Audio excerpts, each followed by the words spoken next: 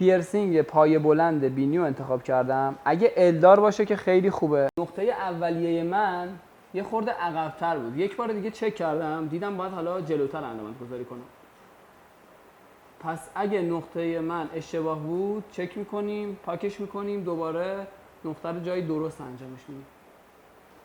برای نوستریل بینی با آنژویکت آبی، من از قبل سایز زدم. آنژویکت آبی میدونم که به این پیرسینگ نقره ما میخوره.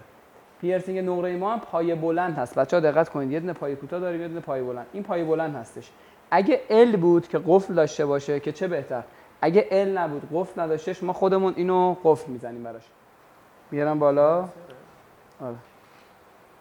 یه مقداری درد داره.